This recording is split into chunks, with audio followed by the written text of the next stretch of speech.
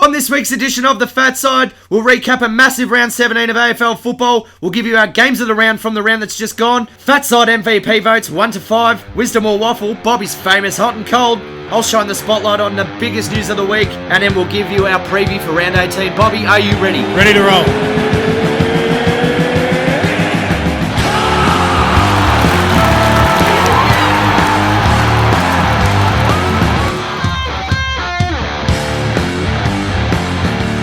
Yes, welcome ladies and gentlemen, my name is Jack and welcome to the Fat Side. I'm joined here by my main man Bobby. Bobby, how are you, mate? Mate, I'm fantastic. Huge round 17 of AFL football. Humongous. It was epic, wasn't it?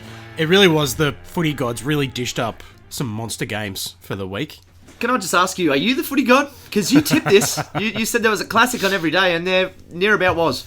No, the bedroom god only, mate. Get your hand off it there. Look, some of the games ended up killing coaches, unfortunately. Some of those games are going to be folklore for a long time. We had tighter contests than the Great American Challenge. Don't Google it. Look, please don't Google it. Let's dive into the results. After a shaky few weeks, the Pies brought home a huge scalp in a classic grand final rematch, beating the Eagles by 1 point in a thriller. Been mentioned everywhere. But the Eagles' scoring dried up so significantly, they looked more likely to kick the culture of illicit substances than a goal. Full credit to the Pies, who didn't ease off or give up like previous weeks. Great goals to Myercheck and DeGoey tied things up. And then a Crocker snap gave them the point they needed to take the lead when there's just mere minutes left.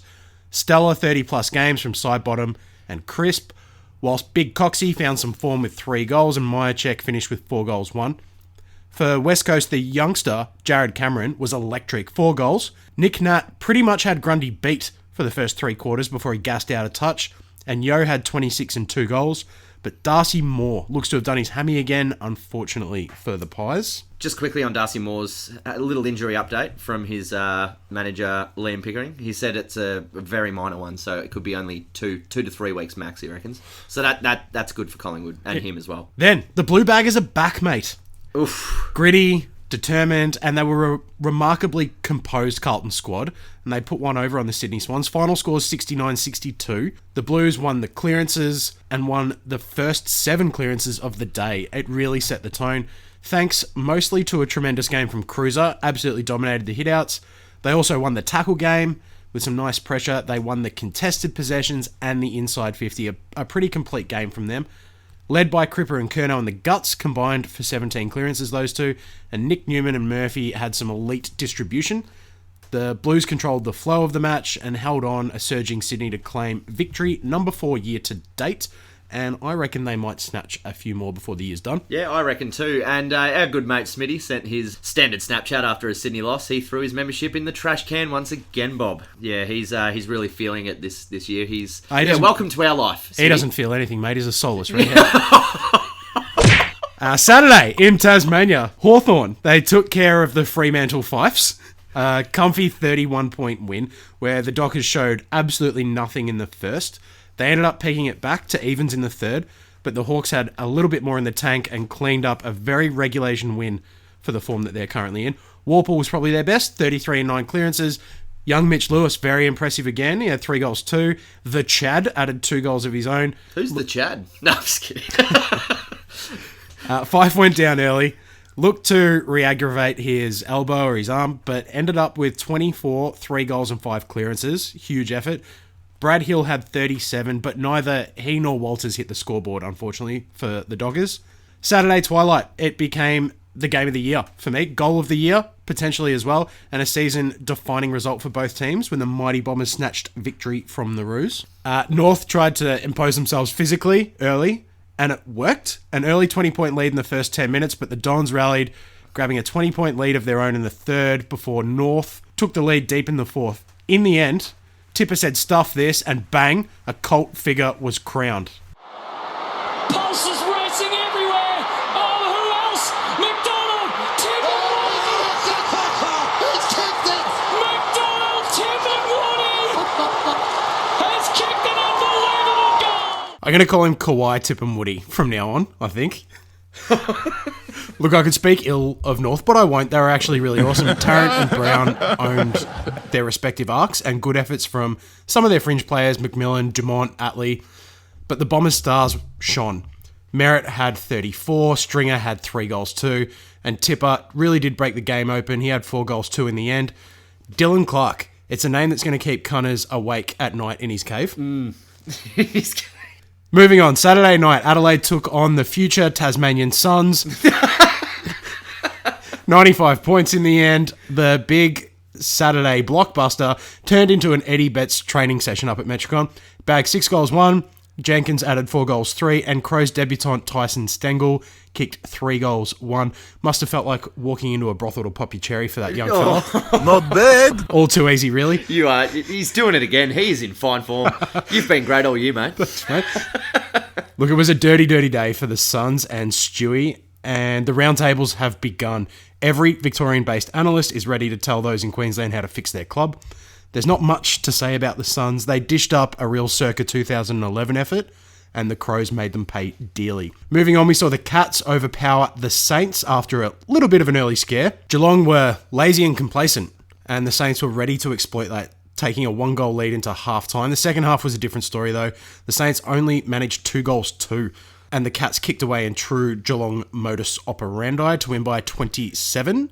Duncan and Danger each had a goal and 30-plus touches. Some Gaza magic towards the end was what sealed the deal.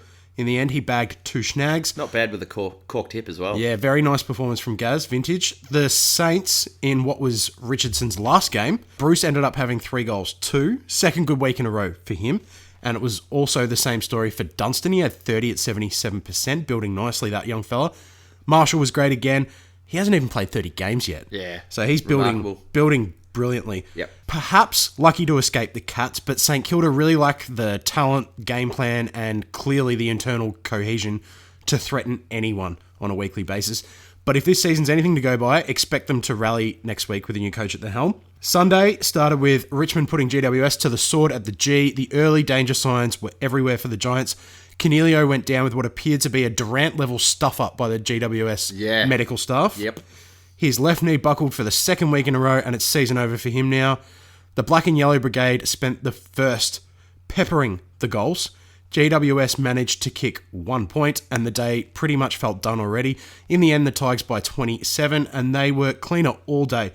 Bolton had a pretty nice outing, and Shy Bolton, 29 and a goal. Lambert took home 3 snags, and jumping Jack Rewalt made a successful return. 2 marks inside 50. He only did finish with 1 goal, 1. And Shy Bolton, the Rising Star nom for this round as well. Yeah, well deserved. For GWS, Taranto and Hopper filled the void, as they have pretty much done all year, 36 and 33 touches respectively, whilst Whitfield returned after a decent layoff, and he did not miss a beat, 33 touches at 76% and 500 metres gained. Then your mob, the Doggies, they got another notch on their belts. Well, mate, it's about as impressive as a notch as a Tinder call-up on a Tuesday with a redhead. A succulent Chinese meal. Oh, not bad from my Doggies. So, Dunkleys? Yeah. The We'll go with Dunkleys. Dunkleys. Look, they held off the Ds. You end up winning by 8 points. Melbourne did have the lead for a minute in the fourth, but the Dogs kicked 3 unanswered to secure the W. The usual suspects carried the team. McRae had 30, Hunter 37. Dunkley's game we will talk about in depth, 39 and 2 goals. Taylor Duray, everywhere, 31 at 90%. Amazing stuff. For Melbourne, Harry Petty, he walked away with 3 goals himself. Kyle Dunkley kicked his first of his AFL career straight over the scone of his brother. It was a good moment. It was nice. Yeah. And Viney probably had his best game of the year, shaking off a poor first half disposal effort to really impact the second. Questions for Petrarca, Oliver and Jones, who all went missing notably at stages, and the pressure should be mounting on Goodwin, in my opinion, but D supporters have Stockholm syndrome with living down the bottom in the cellar. Absolutely. No cheese platters at Etihad, mate. Last game of the round. Brisbane versus Port. I thought I'd see a classic. In the end, it was a demolition. And out of touch, out of tactics, and out of their depth power, really wilted within the first few minutes. They brought a proverbial water pistol to the storming of Area 51. Wow. A really ignorant game plan is what I'm getting at. Brizzy put on 6 goals in 10 minutes before the Power realised they were supposed to actually be playing football. The hard-at-it mindset, it failed dismally. In the end, the Lions cruised to a 48-point victory. Massive games from Jared Lyons with 36. The Zork had 24 and 3 goals won. McCarthy backed up last week's very solid effort with another 20-touch, 2-goal game. Charlie Cameron lit it up for 4 goals too. Port Stars, they got plenty of the pill. Wines had 32, Gray had 32 and a goal. Boak chipped in with 32 and 8 clearances. But the game plan of targeting Neil clearly did not include a side note to say that Brisbane are not a one-man team. Yeah. Steph Martin handled Lysett, Harris Andrews handled Dixon, and in the end it was a big win for Brizzy, and Port now slide to a game out of the 8. So that's a wrap for all the results, Jackie boy. Why don't you run me through what is your game of the round? Yes, well, I'm going to cast an eye straight back to Friday night. My game around is West Coast versus Collingwood. Now, after winning only 2 of their last 5 games, the terribly out-of-form Collingwood were faced with the hardest road trip in football. Heading west to take on the reigning Premier West Coast, who defeated them in the grand final last year, as we all know. Topped a stadium for Friday night footy. West Coast were in red-hot form heading into this massive encounter against the Pies. Coming off a 91-point hiding they gave their crosstown rivals, the Freo Fifes, in the derby last week. With Collingwood's backs against the wall, all the pressure in the world was facing them. They really needed to try and find a scalp and to try and get the 4 points, and they did just that. They went over there and they got the job done in a 1-point thriller. The Eagles got out to an early lead. They were on top of the Pies. Jared Cameron, my goodness. We thought Charlie was good. This kid's just going to be as good. But, my God, what a start to his promising career. He had 13 disposals early in four big majors. And his big brother in the forward line, Jack Darling, was red hot, also hitting the scoreboard with 3 majors. It was beginning to look rather grim for Collingwood, but the Eagles forwards went quieter and quieter and quieter as the game went on and pretty much went missing after half-time. Jordan Roughhead was instrumental down back. He kept Josh Kennedy pretty much Lifeless, absolutely lifeless. And to be honest, he hasn't been in good nick for a little while now. Yeah, out of sorts, the big rig. Yeah, absolutely. But the Pies dug hard in the third quarter, and the scoring came to a screeching halt. Pies star midfield of Pendlebury, Treloar and Sidebottom really took control of the middle, whilst Cripps and Phillips just benefited beautifully off the back of their work and from their leaders. More so on the outside. The Pies kept the Eagles scoreless for 45 minutes. As a result, Brody Mychek took over, kicking four big goals, whilst DeGoey put the foot to the throat of the Eagles and kicked a couple of absolute rippers himself. The shell-shocked Eagles just couldn't believe what they were copying on their home deck. But I must say, he can't go unnoticed. Elliot Yeo was fantastic again. And Eagles best on ground again with 2 goals, 26 disposals, 8 tackles, and 9 inside 50s. Gaff was also very busy doing the dirty work through the middle, picking up 32 himself. Jack Crisp was sensational. He ended the game with 30 disposals at 80% efficiency with 9 tackles. But Brody Mychek was one of the standouts. 4 goals, 20 disposals, 10 big grabs, 5 of them contested. And Collingwood ended up finding a way with and fought bloody hard to get a 1-point victory. And perhaps they've truly reignited their campaign as they will take on GWS up in Sydney next week, and hopefully carry on their confidence they can take from this win forward. But still a lot of work for the Pies to do, I must say. Yeah, but they'll certainly start favourites. Yeah, absolutely, yeah. And I think they have, yeah. I think there's like a 20-cent difference. It's pretty even money, to be honest. But yeah, I mean, we'll get to our tips later. But yeah, that was my game around, Bob. Lead us into yours, mate. I think I know where you're going with this one. Yeah, look, I had to take Essendon North. It was the epitome of an AFL spectacle for me. It had all the right ingredients to birth a genuine classic match. It was free-flowing, high-scoring. There was a big spearhead clunking marks, kicking goals. It was explosive. There were some creative goals on the burst. It had hits, arm wrestles for control. Finally, in the end, it gifted us a hero and one of the freak cliffhanger classic goals that you'll see for all time. The Bombers really owned the middle. Most of it was through strategy and then a little bit of execution. Never likely to win the physical battle, my boys, or the ruck battle. The game plan needed to be in place to balance that. Not only did it balance it, we smashed them. North had a touch of port about them, to tell you the truth. Tad overly concerned with being the big man out there and they forgot to win the footy at the coalface. Stats for the teams ended up being fairly lopsided despite the 5-point margin. My Dons, they won the disposals, the hit-outs, the tackles, the inside 50s, the contested possessions, and we smashed them at clearances. The enigma, Zach Clark, turned up and beat Todd Goldstein after dishing up nothing versus Alira. I don't understand that. that was one of the lucky things that went our way. The big palm tree, mate. Hey, can you hear that, Jacko? Can you hear that, mate? What? Oh. It's Dylan Clark. The tub is full. He's lathering on the Johnson & Johnson No Tears because he's giving Cunners a bath. Bath time with Clarky. Best tag job of the year. Yeah. Wouldn't you think? I'm glad you said tag. By the length of Charlie Sheen's meltdown. Not bad. Good choice. Winning.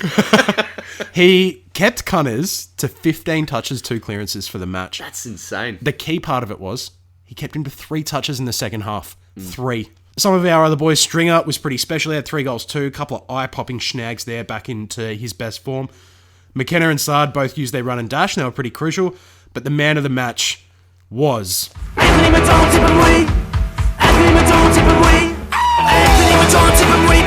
Tipper, mate. As a great soundtrack. If that's not number 1 on next year's Triple J's Hottest 100, I'll quit listening to music. Oh, man, he did play some serious footy. 4 goals too, like I said earlier. Maybe a goal of the year contender. That's 25 goals 7 for the year for him. And when he's on fire, he's a game breaker in the same mould that Eddie Betts and Charlie Cameron are for Absolutely. me. When he's on, he's not as consistent as them. But look, for North, like I said, the mids let them down. Simpkin, Cunners and Zeeble, all off the boil. In good news, though, I thought Zerha was fantastic. Larkey had a few good contested marks, and Tarrant was vintage in his close to his All-Australian form down back. And Ben Brown was absolutely on fire. That might be the best full forward game of the year, to tell you the truth. Agreed. He had Hurley's measure, kicked 3 goals against him. Hurls went off with a shoulder injury. We swung Hooker down there to cover him. Brown put 3 goals on him too. Yeah. So their arcs, North Melbourne, were functioning brilliantly, almost at a top 4 level, to tell you the truth. But their midfield completely broke down. Yeah. And now North's acceleration along the highway towards September has just turned into an absolute head-on with a red and black tank. It might be season over for them now, unfortunately. Yeah, well, their draw's not looking very nice. That's it. And it's off the back of 1 kick. Yeah. 1 kick, 20 seconds to go, and that's season over. That's what footy can do. It was an amazing game. It's obviously had amazing implications, and it is a worthy AFL classic. Yeah, absolutely. I couldn't agree more. And when we saw, I think everyone saw that coming. The expectation on that game was massive. It was like, this could be the game, and it was. It's just amazing. I loved every minute of it. Oh, mate, my heart was pounding out of my chest. Yeah. Did you know what? It's been released since, but I couldn't help but start singing Titanic at the end there. I couldn't help it. Just wonderful. So that's my game of the round, mate. How about we run through the Fatside MVP votes? Why don't you kick it off with the first? Get around him! Get around him! I'm going to give 1 vote to Carlton's Nick Newman. He had a fantastic game against the Swans. I like that. Yeah, absolutely. 32 disposals, 9 rebound 50s, a whopping 711 metres gained, running at 88% efficiency. It was against his former side. He must have really liked that. Yeah. And they must be scratching their heads. They're like, oh, God, maybe he wasn't that disposable. But look, he's getting the job done week in, week out. He's been a really good recruit for Carlton. My 2 votes goes to Geelong's Paddy Dangerfield.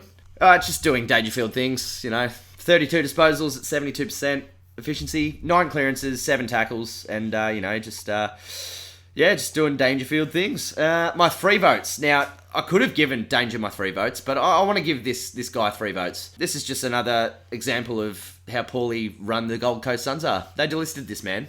His name is Jared Lyons, and he plays for the Brisbane Lions. Fair call. 36 disposals, 17 contested, 1 snag, 9 clearances, 9 tackles, 654 metres gained. That was probably his career best game, and I think we're going to keep seeing a bit of... he's had a few good ones. He's had a 39er in there before, but, yeah. That was a complete performance. Yeah, it was fantastic. I really liked the tackles. Yeah, I liked everything about it.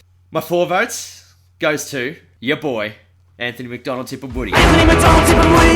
4 goals, match-winning goal, and probably could have won a car. Is it a car for goal of the year? God knows. But it's up there. It's up there. That was unbelievable. 19 disposals, 4 tackles, inside 50 pressure was great. Again, he's just an absolute joy to watch. He's just a humble little hero, and he just gets it done. And I hope he enjoys the nice bottle of Pinot that one Dylan Shield got him for winning his 150th for him. So that was nice. Now, without further ado, it couldn't go to anyone else. It's my boy. It's Josh Dunkley. 5 votes. Mama, there goes that man. 39 disposals, 2 goals, 9 clearances, 15 whopping tackles, 5 inside 50s, just remarkable. He could do no wrong. His efficiency could have been better, but I mean, with such high volume of having the footy in hand, he's going to, bit handball heavy at times. Kicks are a bit off, but he's not the best kick. So we'll put it that way. But he was everywhere. I'll tell you what, the D's would have ran over us if he wasn't on the ground. Agreed. We would have lost. Yeah. So he was the difference, and that could be one of the best individual performances of the year for mine. And I'm not being biased. That's just is what it is. Those numbers speak volumes. Like, the numbers are great, but if you actually watch the tape, watch back, it unbelievable. It was everywhere. Everywhere. Especially, I believe it was Hibbard. No, it was Brayshaw. I think he was running into goal, and he actually gave him an old-fashioned Goldberg spear. Yeah. Through a table. It looked like it was ridiculous. It just needed a bit of JR commentary at the end there for that WWE feel. But yeah, look, Josh Dunkley, and congrats to Nick Newman. He's earned a vote off me for the first time this year. Well deserved. Bobby, your 5 votes. Look, mine are a little bit different. My first vote goes to Nat Fyfe. I think it was a little bit hard for me to ignore his endeavour. He's definitely had better games. But that solo effort, it was like a wife-carrying competition when your wife is the size of 21 purple potatoes. Because he was out there on his own. Yeah. To be honest, man. It was a Gaz at the Suns-esque level of one-man army stuff. Yep. And his team were getting thumped. And despite, carrying something and whatnot, he really gave them a sniff to have another win. I don't think I've seen, that one-man army type of performance from anyone else this year. So I thought it was worth a vote, the 24, the 3 goals. And my second vote, it goes to Ben Brown. Full bag of snags. Yep. Kicked 6 big ones. 12 marks. 9 marks inside 50, 6 contested. Yeah. That is as dominant a full forward display that you'll see all year. If they won, he would probably be getting 4 votes, to be honest, from me. Yeah. Considering that, I didn't want to leave him out. Huge threat to win the Common now. Yeah. Definitely this fella. My 3 votes. It goes to my boy. It goes to Tipper. Nice. Like you said, you gave him the stats. I just felt like he was everywhere. He did some stoppage work. He was overlapping on the rebound. He was leading up inside 50. The 19 touches is his second highest disposal count for the year, but his 12 contested that he had on the weekend is his career personal best. Nice. Yeah. So that, along with the 4 critical goals, all of which happened almost exclusively at the end of quarters. Yep. To give us momentum. And then obviously the last one. So that's game winner full stop stuff. And we've given plenty of blokes like Walters and Cameron votes for doing the same stuff. So I couldn't ignore him. Just quickly, I did forget to mention it before. That roar when the siren went was wow. Shivers, man. Absolute shivers. Anyway, sorry. Go on. My 4 votes goes to Jared Lyons. For all the reasons you said, I loved every second of his game. Whilst Neil was busy being a bit of a marshmallow, he took the reins. He was a bit soft. Oh, look, I thought he was a little bit soft, Yeah, but, I'm not going to level too much criticism at him. But Lyons took control of what is a top 4 team and their midfield. He took absolute control, 36, 9 clearances and a goal. He was also one of the fellas flying the flag, protecting Neil, so I'm going to give him points for that. He's only just over 100 games. He has got a very big next 100 games to come. And yeah, like you said, Gold Coast, what were you doing? They delisted him. They said it was about their total player payments. Yeah. There was a strategic decision to let him go. I don't think he would have commanded a hell of a lot of money. He would have been absolute value. And they don't have anyone like that at their club right now. Strategic, that's a weird way to put it on. Yeah, not a good job, Mr. Evans. My 5 votes. Of course, it goes to your boy. It goes to Josh Dunkley. Mama, there goes that man. You took Taranto last week over him. I don't know what you're talking about. Look, him, Bont, and McRae, I'll give you this, mate. They might become the best midfield in about 2 or 3 years. Yeah. They might be the hands-down best midfield in the They're competition. being largely spoken about right now. Yeah. Look, the other parts of his game that I liked, like you said, his pressure. He did win 5 free kicks. First to the footy, which is something you said your team did last week when they didn't. Oh, yeah. All over it, mate.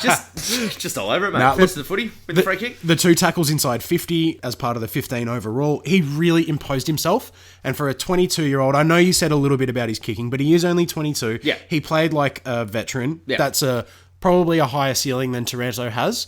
And he showed why he needed to be considered up against someone who everyone thinks might be a up-and-coming All-Australian Taranto. Dunkley's right there alongside him. Finally, he's going to get the credit he deserves. Yeah, fantastic. And for the record, I picked Taranto based on the team he plays in. When really individually, yeah, it's certainly got me second guessing my decision there. Moving on, Bobby, what time is it, mate? Oh, you know. It's your favourite mates, wisdom or waffle. You cannot be serious! I am smart. S-M-R-T. All right, mate. My first question, it comes from the waffle generator himself, Kane Corns, our spiritual leader of this segment. Look, he said recently that Jordan Roughhead, he declared him the recruit of the year. Wisdom or waffle? Absolute waffle. Yeah, it's waffle. Great recruit. I'll give him that. He is a good recruit. Lachie Neale's the recruit of the year. Yeah. I think that's set in stone. Hey, he could win a Brownlow. So Exactly. Yeah, exactly right. Jordan Roughhead's been a great recruit for Collingwood, and they're utilising him in ways that the Bulldogs just I don't even thought they imagined how to use him like that. But Bobby, wisdom or waffle? This is from the lips of Ben Dixon. Gold Coast should trade all their young talent. First round picks, priority picks, whatever. Send Lukosius back to Adelaide, Ben King back to Melbourne, and play hardball, and get ready-made talent and trade their backsides off. Target a Crouch brother. Send King to Hawthorn in return for like a Puopolo, Bruce or a Sicily. And it's a win-win. They go home and Gold Coast get a bit more senior talent. Yeah, so that's waffle. Ben Dixon sounds like he's the type of guy that would try and plug a hole in a bucket with chewing gum. Like, he's an idiot. Yeah, okay. Yeah, so the aim's not to trade away the young talent you've got. Obviously, you want to develop it, but you need to get the AFL to put mechanisms in place that you can protect it. Yeah. Much like we see with NBA rookie contracts. Yep. So if you're a first round pick, you're locked in, mate. You're locked in for 4 years. That's how it goes, and it's a team option for the second 2 years after that. Then, if you want to move, right, no one else is going to be able to offer you the same contract. Oh, great. Yeah, That's the point. Yeah, you it's know, good. Yeah. allow that original club to pay 20% overs outside the cap or something like that. Yeah. So the AFL can throw money at that problem, put that in place. That benefits every club, not just Gold Coast, and fixes the problem at the same time. Yeah. So Ben Dix is an idiot. Yeah. They can't trade away their young talent. Yeah, I couldn't help but I had to ask you that and see what you thought. I think there's a 5% little bit of wisdom there, but it's complete overkill from him. All right, mate. Next Hit me, one. Bob. Next one is from me. Brad Scott might be jobless. Should Ratton step up and deliver 2 to 3 more wins before the end of the year? Wisdom. Yeah, wisdom. I think Brett Ratton deserves this job more than Brad Scott does. I think Brad Scott probably is due a little bit of a break. Spend some time with his family. Spend some time in a coach. Maybe jump in the box with Chris for a little while, his brother. Maybe go down to Geelong and just help him out. Learn how to coach. You're a hater. No, but what I mean, just quickly, what I mean is, you said he'd be a bit better fit at a club with more culture, a more set in stone culture and a better list. Yep. St Kilda's not the club for that at all. Nope. No, they're almost cultureless. That might sound a bit harsh, but they don't really have an identity. They're brandless. Yeah, they're That's brandless. for sure. Yeah. We'll touch on this later, but I think Ratton's a much better fit than Scott. Well, we'll find out. Yeah, absolutely. Bob, this is from me. Carlton should target Tom Papley. Wisdom or waffle? Well, he's going to be a good fit to play as a forward pocket next to any forward group. Yeah. Should they target him? Yeah, he's young.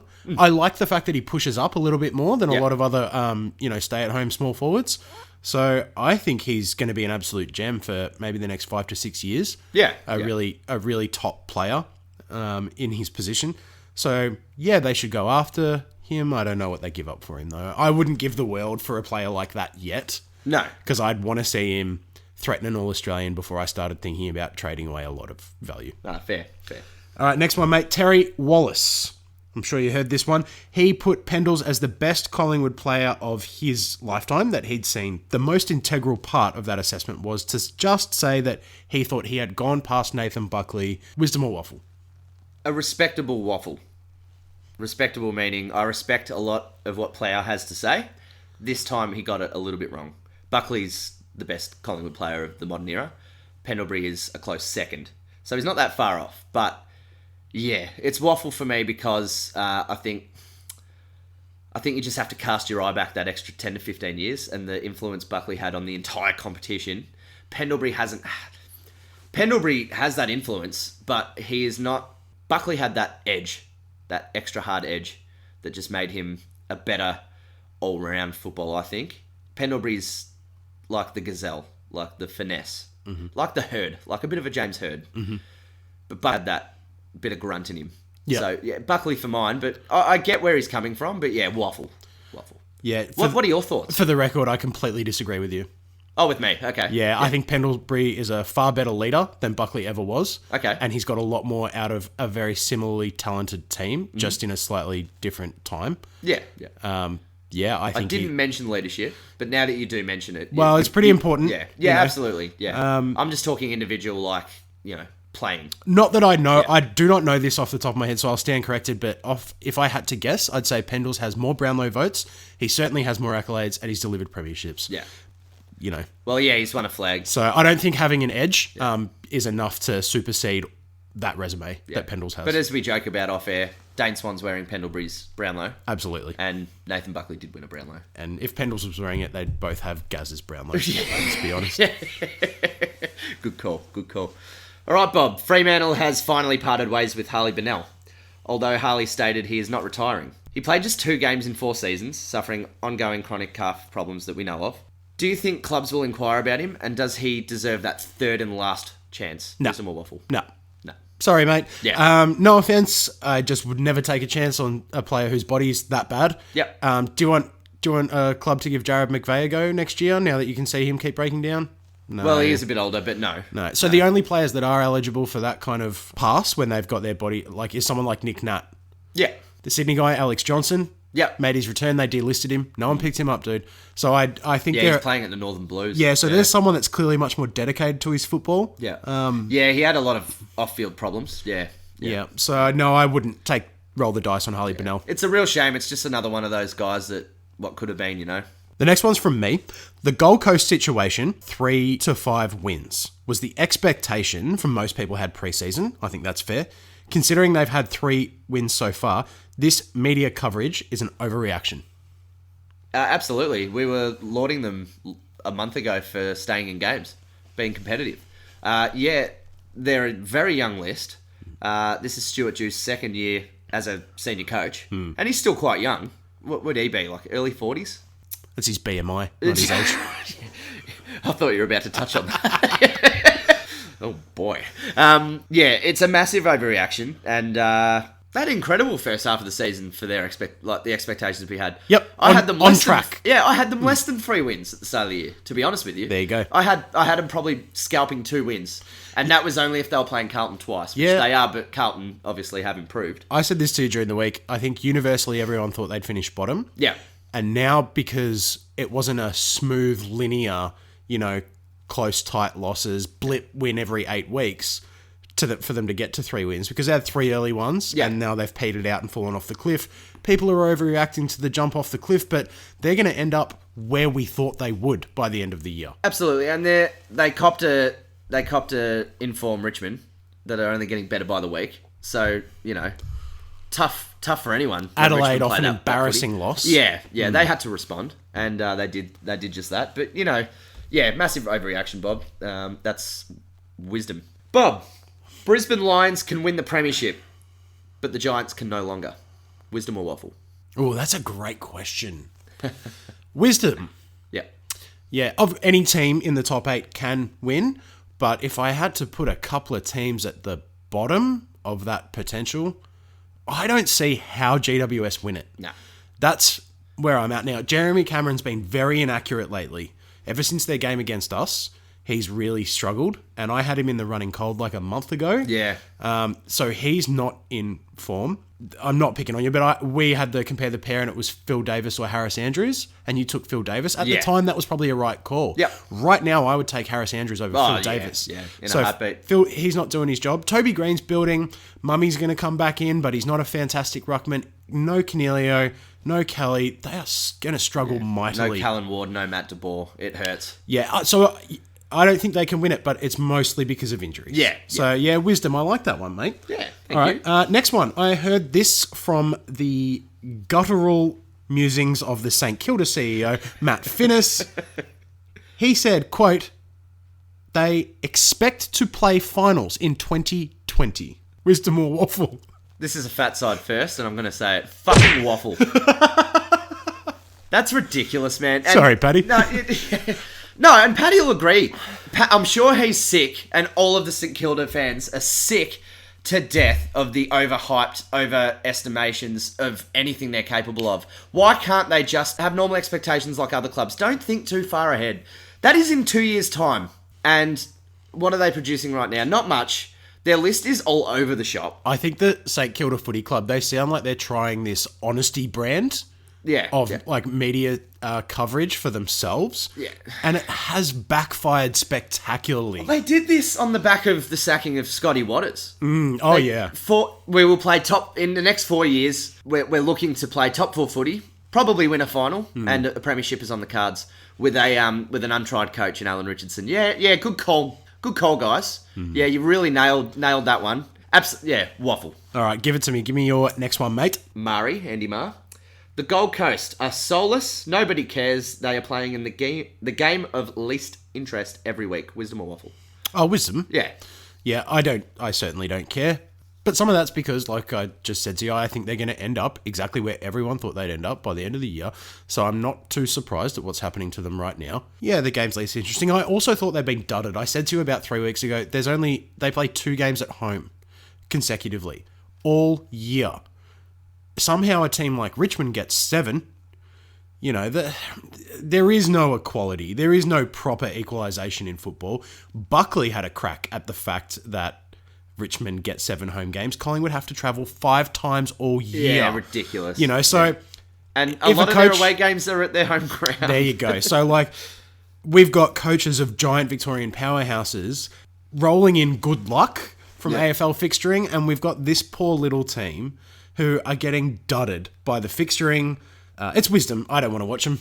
I don't either. I won't watch another game of theirs all year, to be quite honest. Unless they win, I'll watch the replay. That's it. Yeah. All right, mate. Next one. Gary Lyon. Dropped this on the couch. The AFL decision not to suspend Cunnington is, quote, soft and embarrassing. Yeah, 100% wisdom from the Gaz there. It has to be wisdom. They're going against everything they set. They set a precedence at the start of the year to stamp this out. Mm-hmm. So why is he getting away with it every time? I will clarify that. Do you think the one on the weekend against Zach Merritt is suspension worthy? No. Me either. No. But God, that Jade Gresham one last week. Absolutely it was. That's minimum week. Yeah, and I think this all started when they got the Gaz stuff wrong. Yeah. They got Gary wrong. And they got scared, and they've messed it up. Yeah, if Jeremy McGovern gets a week for that push on Guelphy, and Cunnington does it, it makes 0 sense. The inconsistency is ridiculous. So that's wisdom. It's just ridiculous. Bobby, this is from the lips of the Duck, the King, Wayne Carey. Elliot Yeo is a star. He does not get the credit he deserves. He is a genuine A-grader right up there with the Dangerfields and Martins. Wisdom or waffle? Waffle is not up there with the Dangerfields and the Martins, but I think he does get the credit he deserves. So maybe we disagree on how much credit he deserves. Yeah, so he's probably putting it up at that pedestal. Yeah. You know, those guys are A+. Yeah. I'll give him an A. Yeah. He's not A+, though. No. Not yet. I mean, he's coming back from, 3rd or 4th week back from his injury layoff or something. He's having great games, man. And I expect that to happen. But his year last year, he was All-Australian. Yep. Yeah, I think he got exactly the right amount of credit he deserved. He was one of the heroes of some of their clutch September wins. Yeah. He got lauded. Waffle, I don't think he's an A+ yet, and I do think he gets enough credit. Yeah. All right, mate, this is my last one. This is from me. I just want to go back over something that we talked about last week. You mentioned Burgoyne to the Gold Coast. Yeah. I threw up a someone like and then said Jack Siebel. Obviously, Jack Siebel was never going to happen. I didn't mean actual Jack Siebel will make it happen. I got what you meant, though. But I found that someone like. Ooh. Nathan Jones is a decent fit for the Gold Coast Suns. Wisdom. Yeah, absolute wisdom. He's still got a little bit of footy left. He's a bit of a lost soul. They couldn't handle the hype, obviously. Look, he's key pillar in such a dreadful era for the Melbourne Footy Club. And he's been loyal, tough, relentless, and a great leader. He'd be great for those young kids up at the Gold Coast. So absolute wisdom for me. The reason it came to me was mostly because he's going to struggle to crack back into that midfield ever. Yep. A few weeks ago, people mentioned should he be dropped. And he's got 3 or 4 years left. He's basically had the experience that they're having now. His team was getting belted by 100 points. He was the one that had to lead. Yeah, been there, done that. Yeah, knows the right and wrong answers to some of the questions those young kids would be asking right now. Mm-hmm. And they don't really have anyone up there to ask them to. Yeah. No, great call, Bob. Love that. My last one. Wisdom or waffle, Bob? Now John Longmire has signed an extension with the Swans. North should just roll the dice and sign Ray Shaw on a 2-year contract. I think that's waffle. You nearly gave me a similar question last week. Yeah. I said waffle. I don't know if he's ready yet, but he is becoming such an attractive proposition. Yeah. Okay, here's where it might be wisdom. If they want to drive up the membership sales for next year, might be a smart idea to sign him. Yeah. Off the back of the momentum, if they keep playing good footy, I don't think they'll make finals now. I think it's almost impossible because of their draw. So expect a few more losses to come before the end of the year. But if they are competitive in those losses and play good footy for 6 more weeks, I think you could keep this gravy train rolling. Yeah. And you'll get enough North supporters sign up for memberships that it might be the best decision. Mate, he's not far off. Yeah. I just think that they should keep searching a little bit longer to see if there's a better candidate. Yeah, he should probably go and sit in Clarkson's box.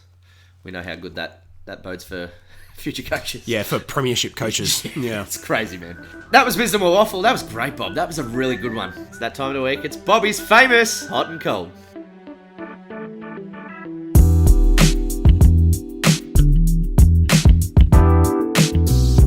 All right, every week I give Jack some temperature-based dilemmas to chew the fat on. Hot last week, I had Jarman Impey. He needed to get 20 touches and a goal against Freo. You said, yes, sir. He had 17 and a point. Froth, please.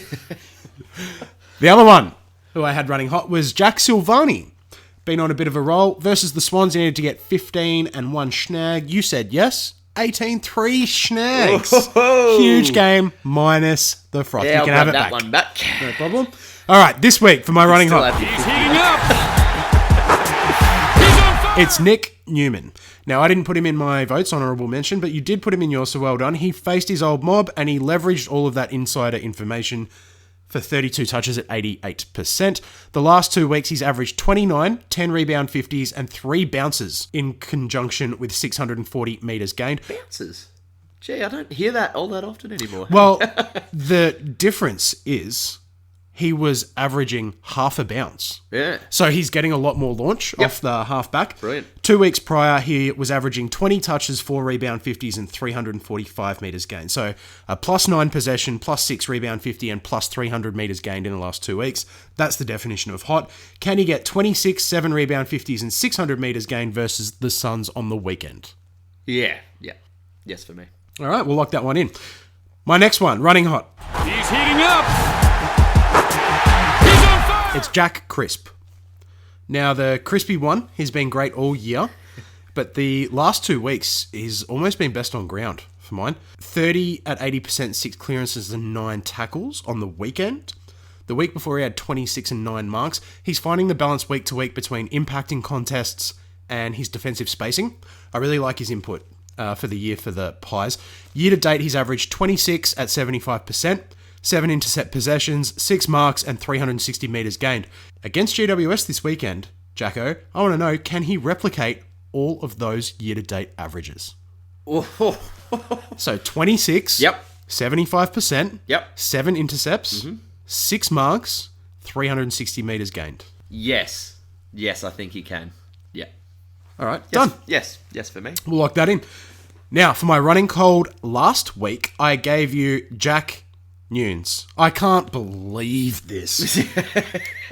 All right, so for those of you that haven't heard, Nunes was a do-over. I had him in my running cold, coldest player running cold of the year that I'd found. He got dropped. I set the line at 19, 2 clearances, 6 contested. He returned. He essentially got that. Next week, I said, all right, Jacko, we're going to run it back, and this is where we are. So, 19, 2 clearances, 6 contested. 7 contested he had. 2 clearances, 18 touches. You said he would get nowhere near it, but unfortunately, on the laws of our show, I have to award you a negative froth for that one, If buddy. I'd known it was his 150th when I thought he was a 41-game player. No, I'm joking. I knew he'd played more than that, but God. All right, the other one I gave you was Paul Seedsman. We were after 20 touches, 3 inside 50s, and a goal versus the Suns. You said, yep, you thought it'd be a bit of a training run. He had 23, 2 inside 50s, and no scoreboard impact, so I will snatch that froth back. Stiff. Look, you break even for the week Yeah. in the froth department. No such thing as breaking even in my froth department. Yeah, so you're still on 10. For my running cold this week, You're as cold as ice. Clayton Oliver. Ooh. Now, hear me out. Year-to-date averages, 31, 16.5 contested, 7 clearances, 4 marks. On the weekend, he had 17, 12 contested, 8 clearances, which is still nice, 0 marks, 0 free kicks, and a point. He felt like a Brownlow Smokey in years gone past. Yeah. You know, I know he's only still young, but he's nowhere near that this year. I want to know if he can lift versus the Eagles, 28, 15 contested, but I want 10 clearances. Nope. Nah, won't get it. Not against the Eagles. All right, confident. My second one, running cold this You're week. as cold as ice. Brandon Matera.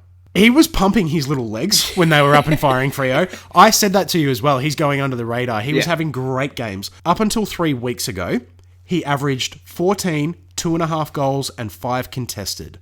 In the last 3 weeks, he's averaging 10, under a goal, and 2 contested. So he's down pretty much everywhere, despite his marks and marks inside 50 and his time on ground. They're pretty much unchanged. Could he help his slightly hapless team deliver this week against the Swannies? I want 12 touches and 2 goals. 12 touches and 2 goals against the Swans? No. All right, we'll lock that in, mate. Yep, lock it in. Well, that's my hot and cold this week. Now, I believe you have something that you would like to illuminate, focus even, your spotlight on this week, Jackie boy.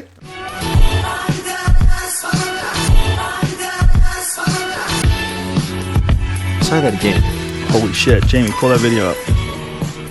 Alrighty, Bob. The switch has been flicked.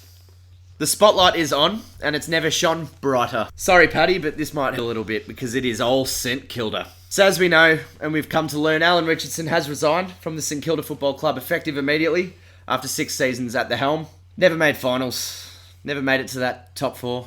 Winning a final. It was all a pipe dream, unfortunately. Look, that's not Alan Richardson's fault. That's the board's fault for false expectations. I'm looking back to when they sacked Scotty Waters back in 2013. Like I just mentioned, they sort of revealed a 4-year plan around that time once Alan Richardson came to the helm, that they would make finals, top 4, win a final. Unbelievable expectations to put on a young group that are rebuilding and on a coach that's untried. They're nowhere near that at all. In their defense, they did have all the, like, as their young top-end talent. Yeah, they still had Rewalt, Montagna. Yeah, they were very young, and a lot of them were around the, 20 game or second year or something like that mark, and they all thought they'd develop. I did too. Yeah. Wow. They did not. No, they did not. Those ongoing terrible decisions, and I'm not just absolutely stabbing St Kilda here because my club are guilty of these decisions in the past as well. We did this to North earlier in the year too. Yeah. So I'm not just absolutely cracking at them. It has to be said, that Hanbury contract is becoming more evident week on week. That Disaster. It's an absolute disastrous call.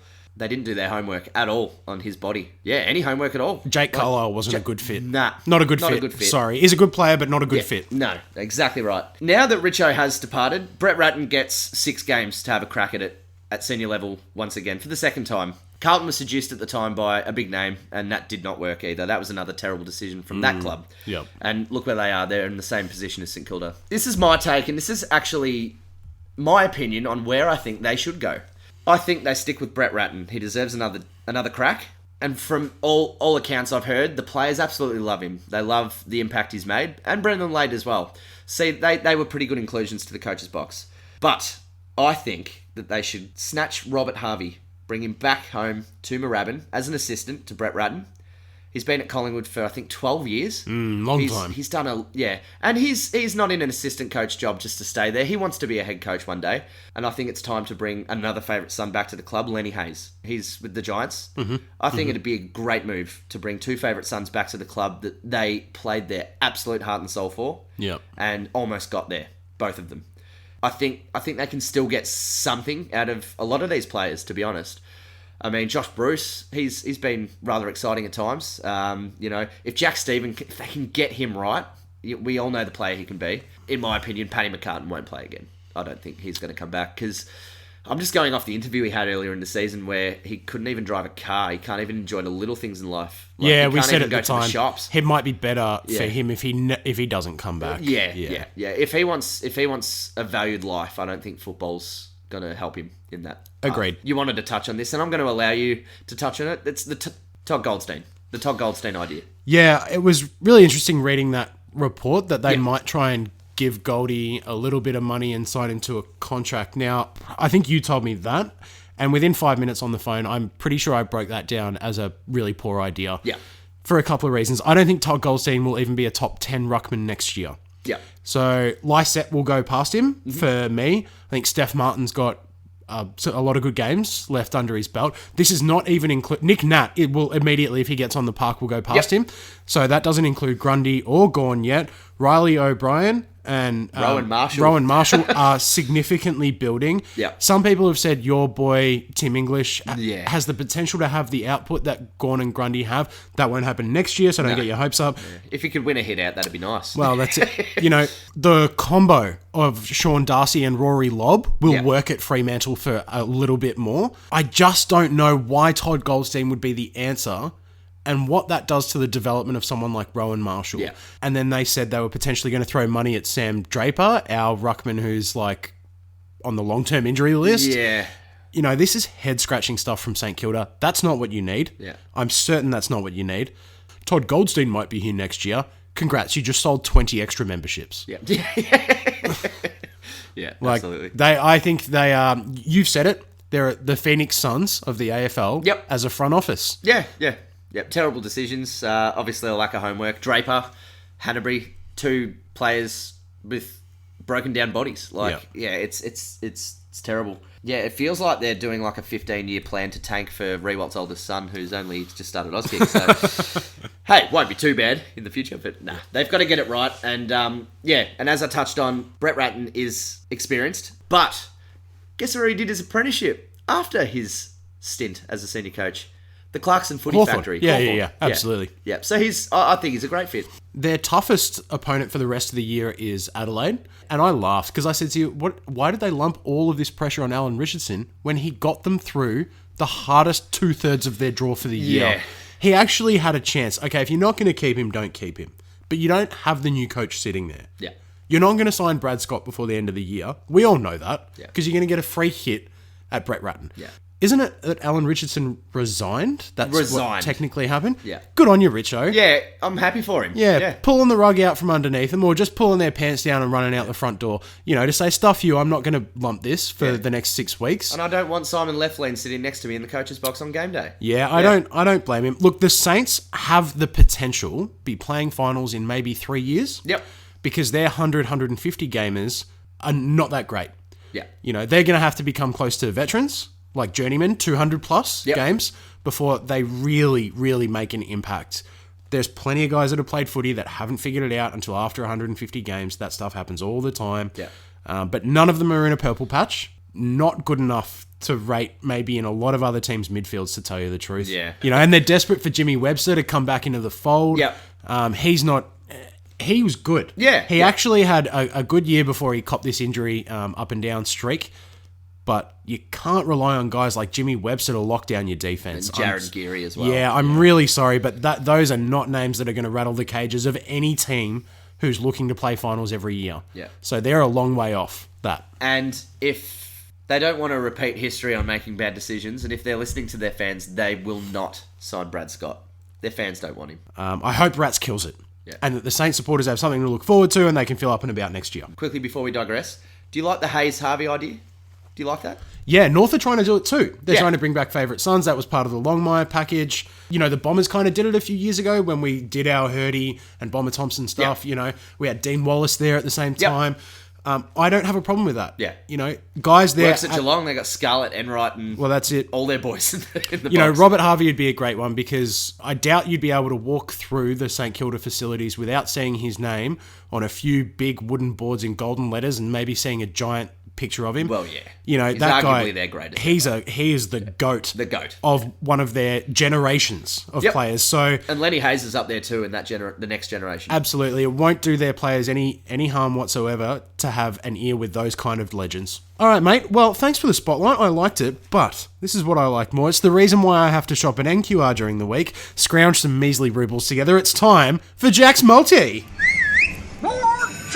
Now, I am terribly out of form on Jack's Multi, and Yeah, look, I've probably ruined some wallets over the last month, I reckon. Yeah, let's give you a shot because I reckon you've got a nice one here, mate. Oh, that's very generous of you, mate. I'll take a stab at it if you don't mind. Look, the first one I'm going for is Essendon head-to-head with Adelaide. I really don't know if my mob will win this game, but we are offering $2.73 on Sportsbet right now. Great value. That is insane value for a team who's running hot. In the Port Adelaide-Richmond game, I'm going to take either team, the try-bet, by under 24.5. Nice. If Port Adelaide continue their inconsistency tag of up, down, up, down, up, down, that might be a win, but under 4 goals is likely. $2.20 for that one. Next one is the North Brizzy encounter. I'm going to take North at a pick your own line of plus 20.5. That's paying $1.67. The last one I'm going to take is the Fremantle-Sydney game. Now, I really don't know who'll win this, but Fremantle are fair favourites, which I don't understand why. Maybe because they're at home. I'm going to take wire to wire. Any other result? That's paying $2. When you bundle it all together, you're going to get $20.06 for that. But if you power play it, you'll get $23.70. I reckon you go and chuck a cheeky $20 on that. Yeah, I don't mind that at all. Cash in for the weekend. And yeah, that's my multi. Beautiful. As always, gamble responsibly. Hey, well done there, Bob. Reminding everyone to gamble responsibly is key. Don't load up. Yeah. All right, well, let's check the tips before we go into the match preview. I got a 6 last week, mostly from tipping the Blues. You got a 5. I'm now up 3 year to date on you, mate. So I hope you're ready to roll the dice. Yeah, I think I got a full round of wins coming up here. All right, well, let's crack into the match preview. All right, first up on Friday night, like I said in my multi, it's the Crows versus the Bombers. Now, a couple of changes for the Bombers. Hurley's out, obviously, maybe for the rest of the year. Ambrose should be back in to replace it, so almost a like-for-like swap. Heppel should be back too. Who do you have in this one, Jacko? I have Essendon, and I think Essendon will win because they're running hot. Yeah, you got the eyes on the prize at the moment, and I think you'll continue the form. Bombers. Yeah, look, we won our last game at Adelaide Oval, to be honest with you. So we don't hate playing there. We're 2-3 out of our last 5 encounters over there. Yep. So I think we can definitely win it. Last week I didn't tip my Bombers. I felt like an arsehole. So this week I'm definitely going to lock in the red and black. The next game of the round is Richmond versus Port. This is a big one. Yeah. Last week Burton pinged a string. Jesus. The Nank is back for the Tigers. So that'll help their ruck stocks, especially in the battle with Lysette. Who do you have in this one, mate? I've got the Tigers. Yeah, Richmond will win this game. And I like it under the 4 goals on Bob's multi. I think it'll be a closer encounter. Port will turn up, as they do every second week. And, but Tigers too strong. Yeah, I'll take the Tigers too. Obviously, I'm going under the 4 goals. I'll take them by 20 points. They will want to stake the MCG as their absolute castle for the rest of the year. Yep. So, critical win for them. Next game of the round... Well, it's the Cellar Dweller encounter. It's the Blues versus the Suns. Now, Guts McGovern has been managed. Can't keep his hands off the Krispy Kremes, unfortunately. Who knows if the Suns will make changes. Mitch McLovin. Who do you have for this one? I got the Blues. Carlton will win. Yeah, they'll win by about 5 goals. Yeah, keep the ball rolling. I can't wait to see them rack up another win. Good on them. So I'll take the Blues. I reckon they actually might do some damage. Oh, to tell you the truth. Bit of a Hail Mary. Well, that midfield's on fire. Yep. And their forwards look like they've got some cohesion. So yeah, I'm going to take the Blues by 45 points. Nice. Bit of a percentage boost to get to that illustrious 16th. Next game of the round. This is a nice game too. It's GWS versus the Pies. Now, Pendle's out. Jeremy Howe is a possible return, and Taylor Adams seems like he's a definite return. For GWS, Mummy should be back in to battle with Grundy. GWS are starting favourites just in this game. Who do you have to win this one? It's tough, but GWS are shot, I think. I think they're shot. They'll still make finals, but they're shot. Yeah, Collingwood by 3 goals. Look, I'm going to take the Giants. Nice. And no disrespect to Collingwood supporters. This is a strategic tip so I can get another one over on Jack. So you can get the closer ledger. Yeah. Bring it back in for a thriller. I've got a few lifelines in our tipping competition, so I'm going to use one of them on GWS this week. They obviously need to respond. I was unconvinced by Collingwood's response against West Coast. I wasn't totally convinced, so I'm not sure if they're top 4. Neither of these teams are top 4 at the moment for me, so we'll see how that plays out. Yep. Next game, Lions versus North. Should be another nice slugfest. McCluggage and Hipwood are likely to return. Mason Wood should return for North. Who do you have to win this one? At the Gabatoir, Brisbane, just a little bit too strong, but North will bring some heat. Cunnington will respond, I think. Yeah, they'll win by about 3 or 4 goals. Yeah, I'm going to take the Lions by 3 goals as well. Next game, it's the Dockers versus the Swans. No obvious changes. We'll see about Fife. Still no Jesse Hogan.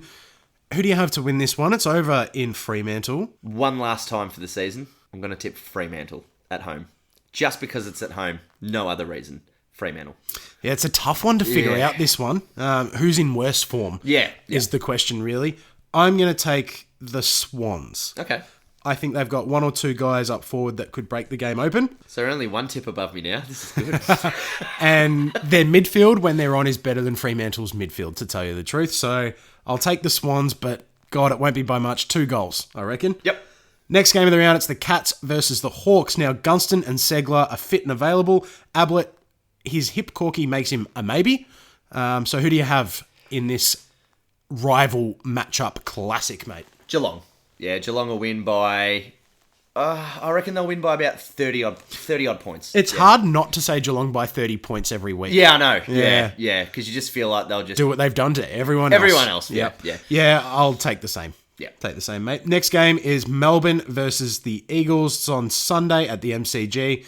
Kennedy might be managed, would be a good call in my opinion. Nick Nat is out, obviously, but Hickey will come in as his replacement. Who do you like in this encounter, mate? Oh, West Coast. West Coast will steamroll Melbourne. Yeah. They'll win by about 40 points. Yeah, you'd think they'd steamroll them. Kennedy out might change things up a little bit, but Oscar Allen might get a little bit more of the spotlight or something like that. So I'll take the Eagles by 35 points. Oh, nice.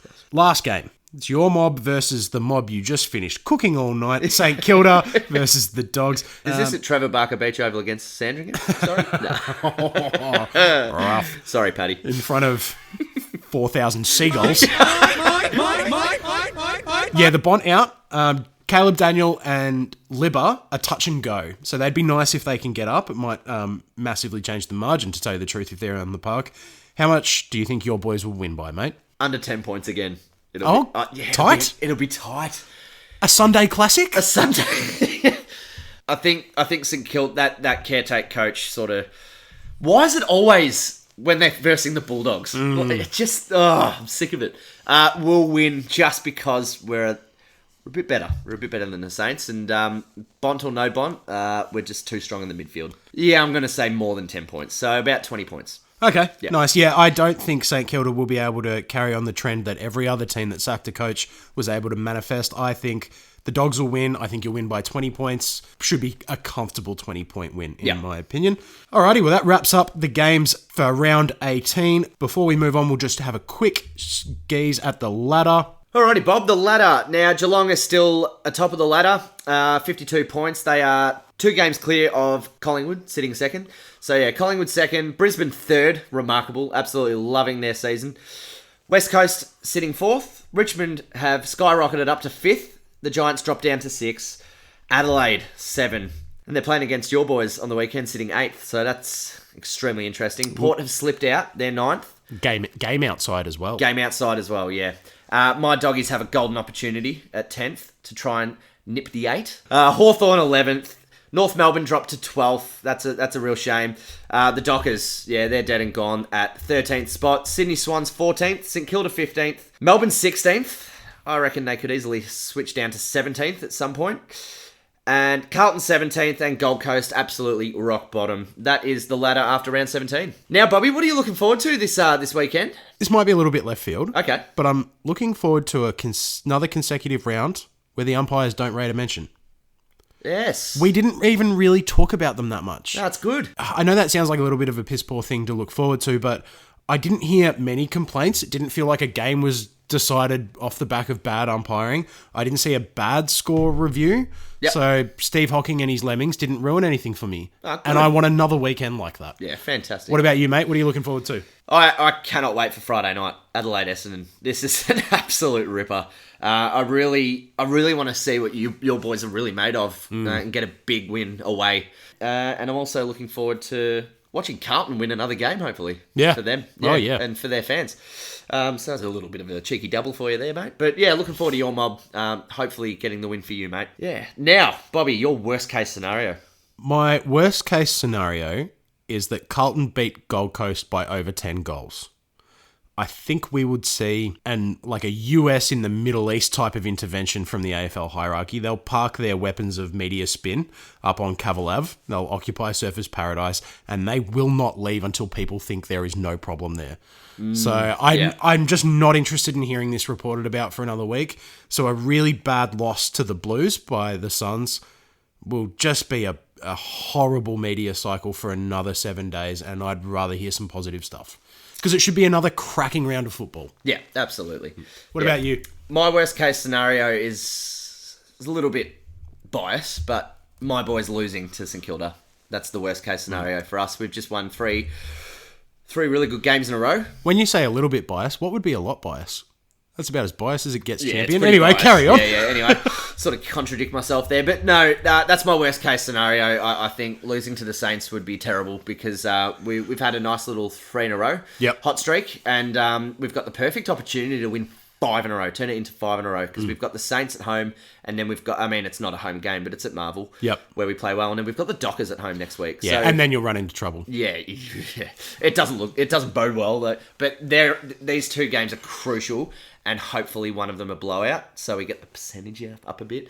But worst case scenario is losing to the Saints. Yep. Good call. I like it, mate. And just real quick before we go, all the best from the fat side on Jack Higgins from Richmond. Really sad news that he's got a bleed to the brain. This kind of a bit of a sneaky looking forward to. Taylor Adams returns for Collingwood finally, and he's just signed a 5-year extension at the club. So that's exciting for him and the club.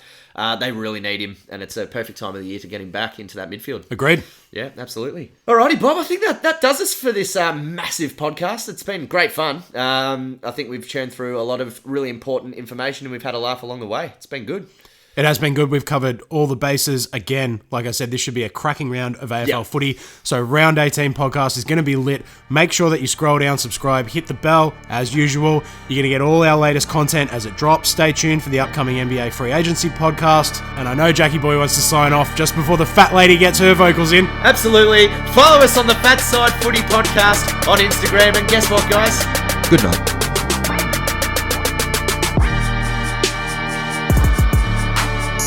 And that is it.